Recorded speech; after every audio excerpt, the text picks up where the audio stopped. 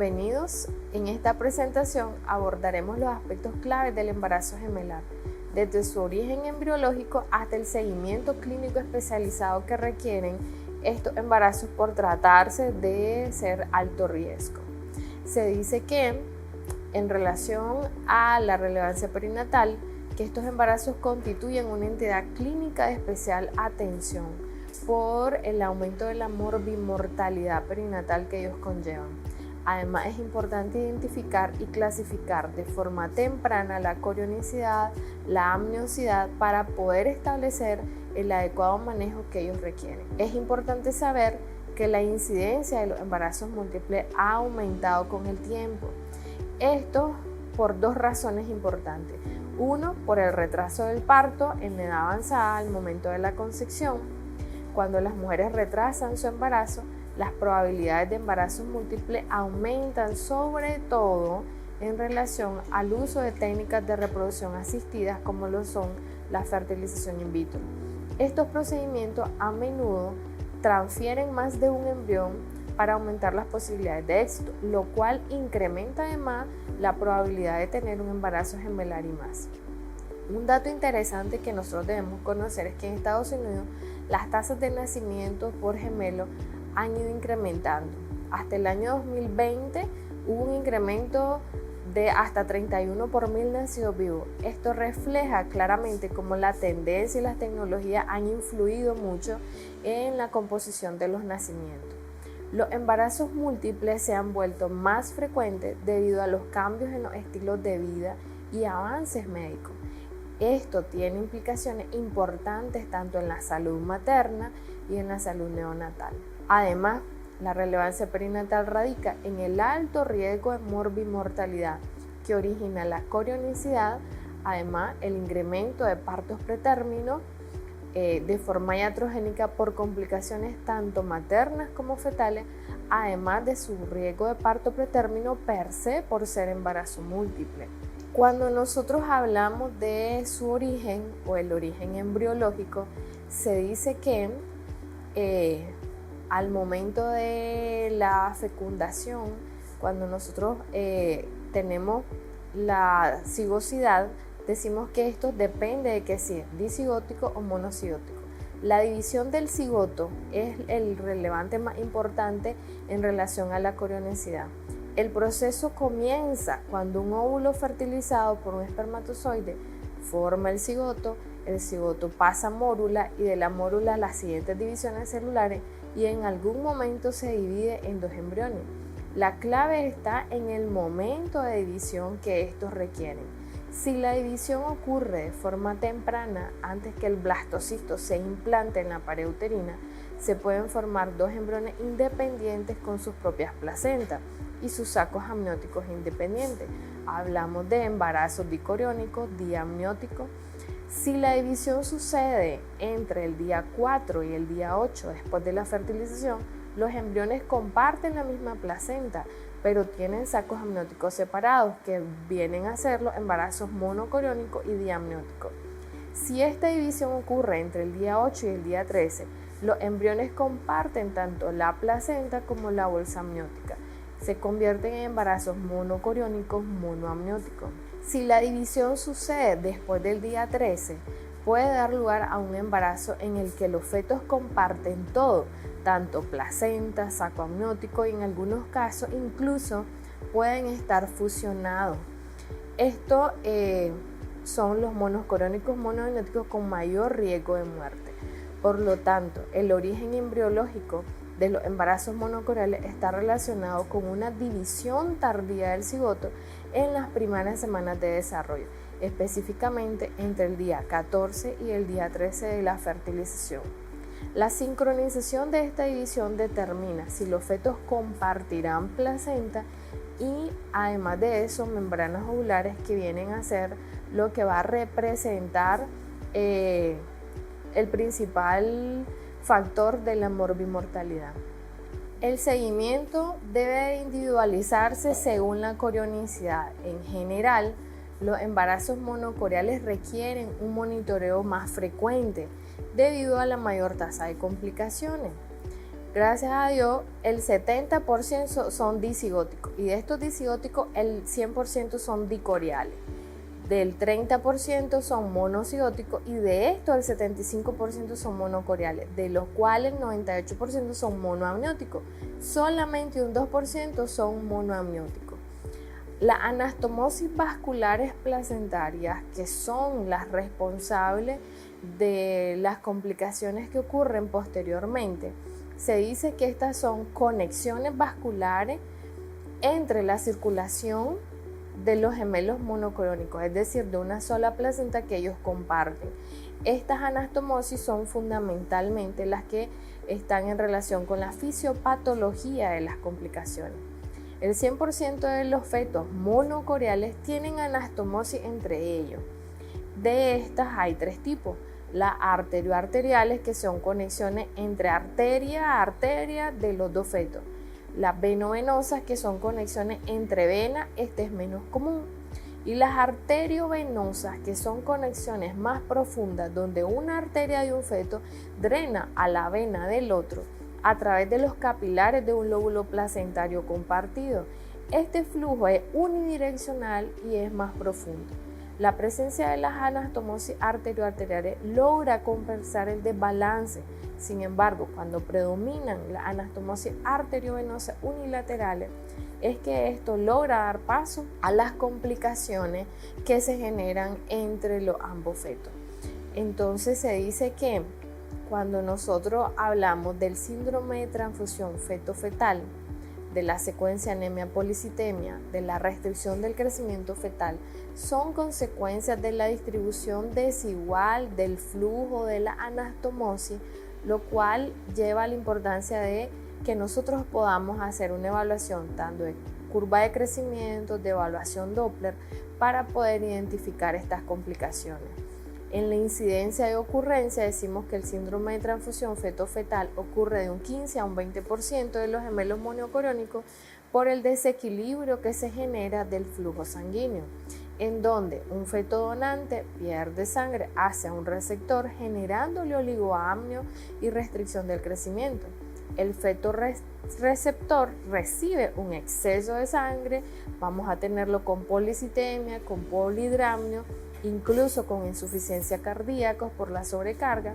La falta de anastomosis arterioarteriales compensatoria agrava este desequilibrio. En la secuencia anemia-policitemia, que puede ser espontáneo, puede ser muchas veces posterior a un tratamiento, ocurre por pequeñas anastomosis arteriovenosas que son crónicas, que causan una transferencia lenta de glóbulos rojos, ocasionando una anemia en el feto donante y en el receptor, hematocrito elevado, y en la restricción del crecimiento fetal selectivo hay una distribución inadecuada del territorio placentario, lo cual favorece a un feto con la irrigación y el otro con muy poca. En el desarrollo disruptivo del gemelo, con la muerte única de uno de ellos, la perfusión retrógrada arterioarterial es la que se ve agravada por la muerte de uno de los 2 fetos.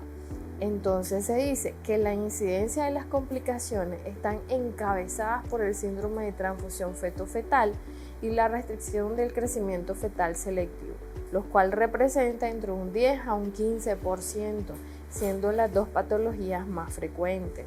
Cuando nosotros hablamos del seguimiento más importante en este tipo de patología, está determinado por la periodicidad de las evaluaciones, las cuales serán determinadas para poder hacer un diagnóstico oportuno, en especial a partir de la semana 16, que en donde empiezan a presentarse cada uno de estos desbalances. La vigilancia del líquido amniótico discordante, el crecimiento fetal discordante, alteraciones de Doppler fetal de forma periódica cada 2 semanas, es lo que nos va a dar a nosotros el éxito de poder hacer un diagnóstico temprano para poder referir de forma oportuna para el tratamiento. A pesar de las controversias sobre cómo datar los embarazos, se dice que la longitud craneorraquia es la que más se debe usar. Hay muchas controversias si el de mayor tamaño o el de menor tamaño, pero se ha llegado a los últimos consensos que es el de mayor tamaño el que nos data la edad gestacional. Si el embarazo es captado después de las 14 semanas, debe datarse por la circunferencia cefálica. cómo nosotros vamos a establecer la edad gestacional, la longitud cráneo-raquis, de la misma forma o la forma habitual que en un embarazo único, con un corte sagital medio, con los estándares ya conocidos para la medición del CRL, igual que un embarazo único. Entonces, para establecer la edad gestacional que debe realizarse en primer trimestre. En relación a la corionicidad y agnosidad, debemos establecer en primer trimestre también, con tantas características ecográficas sea posible, en donde el análisis del tabique intergemelar, la evaluación de la inserción de las membranas, identificando el grosor de las mismas, los diferentes signos ecográficos que nosotros podemos encontrar en esta inserción, es el que a nosotros nos va a aportar el criterio diagnóstico para poder establecer si es mono o bicorial. Entonces debemos identificar primero que nada el número de fetos, la corionicidad, la amniosidad. En la imagen del lado derecho podemos observar cómo la unión de las membranas se incorpora al amnio, representando un signo de lambda o de forma más grueso. Eso nos habla a nosotros de que las membranas entran de forma bilateral, que son más gruesas y que es bicorial. En la imagen contraria observamos cómo las membranas entran de forma muy delgada, haciendo una forma de T. El signo se llama signo de T, en donde a nosotros nos habla a favor de que este embarazo es un embarazo monocorial, que entran las membranas de forma muy delgada. Si no logra evaluarse completamente la inserción de las membranas, debe hacerse una evaluación vaginal para poder establecer los datos ecográficos que necesitamos. Los embarazos monocoriales, monoamnióticos pueden sospecharse desde la semana 8 y debemos de confirmarlo a medida que el embarazo va creciendo. Podemos observar el enredo de los cordones y sonar las arterias umbilicales y confirmar las diferentes ondas en un mismo corte, entonces para que nosotros podamos sospechar que es un monocorial monoamniótico que tiene una mayor mortalidad incluso que los monocoriales. Entonces el orden, cuando hablamos nosotros del orden, cómo poder establecer el feto A, el feto B, decimos nosotros, hay muchos consensos de esto. Sin embargo, se ha establecido en los últimos que el feto A está representado, el que se encuentra en el eje longitudinal derecho de la mamá, que está más cerca del observador. El feto B, el que se encuentra a la izquierda en el eje longitudinal de la madre, más alejado del observador. Es importante poder establecer el orden fetal, porque eso es lo que nos va a dar el éxito del seguimiento y la evaluación del crecimiento. Las características fundamentales y de importancia clínica deben establecerse en primer trimestre y partiendo de ellas cada una de las variables a vigilar, tanto clínicas como ecográficas, para poder establecer una adecuada curva de crecimiento, para poder establecer cuántas placentas son, para poder establecer el seguimiento del líquido. Entonces debemos en primer trimestre poder establecer todo lo básico que se necesita. Todas las guías clínicas coinciden en el diagnóstico de corionicidad en primer trimestre, en la búsqueda de las malformaciones en la semana 18-22 y para poder iniciar el diagnóstico, el tamizaje enfocado en poder identificar síndrome de transfusión feto-fetal. Este es el esquema más utilizado, sobre todo porque es el que nos va a identificar las complicaciones.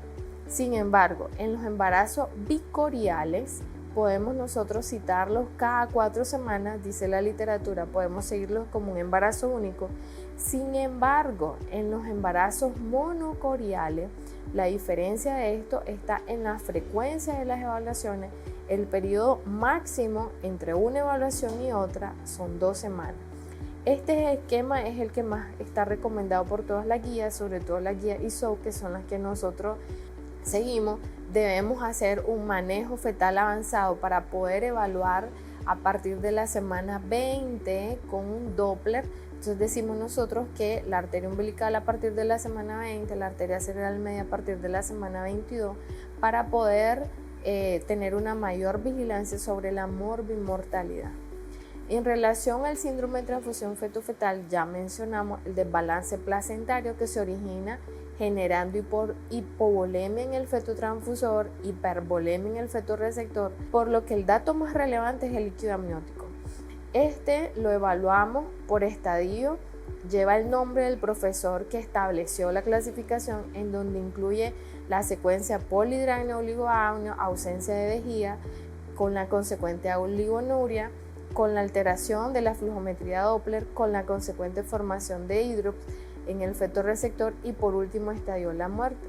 El profesor Quintero estableció la clasificación y en ese orden para poder establecer los estadios del 1 al 4. Se dice, nosotros en esta imagen podemos observar que la alteración subsecuente que va a ocurrir en las arterias umbilicales empieza por índice de pulsatilidad alterado, flujo diastólico ausente al fin de diástole, flujo a reverso. Igual que en la arteria cerebral media, los fenómenos de vasodilatación, la falla cardíaca representada por un ductus venoso con una onda A reversa, son el orden en que presenta el feto que tiene alteración. Entonces, en este caso, principalmente los de restricción del crecimiento selectivo son los que van a seguir ese orden. Entonces, esta patología monocorial se ha observado que a medida que nosotros podemos tamizar, podemos sacar la casuística para poder enviar a procedimientos correctivos. Nosotros tenemos centro de cirugía fetal en el Berta Calderón. Como podemos observar la estadística, hay 80 pacientes con síndrome de transfusión feto-fetal que por medio del manejo con fetoscopía láser ha ido muy bien en el seguimiento. Al día de hoy la casuística es más grande. Las diferentes clínicas hablan a favor de un manejo oportuno, la mejoría de la supervivencia, menor morbilidad, hablan acerca de que el procedimiento mejora la sobrevida. ¿Cuánto es la supervivencia? De un 90% al menos un gemelo y 60% de los dos gemelos. El problema es el intervalo de edad gestacional que se debe hacer. Menor de 28 semanas, mayor de 16 semanas. Entonces necesitamos tamizarlo de una forma temprana. Nuestro centro de cirugía fetal recibe fetos con sospecha diagnóstica de síndrome de transfusión feto-fetal, restricción del crecimiento fetal selectivo, todas las patologías monocoriales. Y el equipo prepara a la paciente, se hace la evaluación ecográfica durante el procedimiento por medio de la introducción de un fetoscopio a través de un trocar, se llega a la cavidad, se visualiza de forma directa los vasos placentarios y se inicia a realizar cauterización con láser, estableciendo un ecuador para mejorar la perfusión y el equilibrio vascular a nivel placentario. Entonces, de esta manera se mejora la sobrevida. Como les mencioné, la casuística que a nivel nacional nosotros llevamos en el Berta Calderón, podemos nosotros ver lo que la literatura dice que en realidad mejora la fetoscopía láser la morbilidad. Recordemos que el embarazo gemelar no es una variación normal, sino una condición de alto riesgo que exige una vigilancia estrecha, una intervención oportuna, un trabajo en equipo para poder salvar más embarazos gemelares.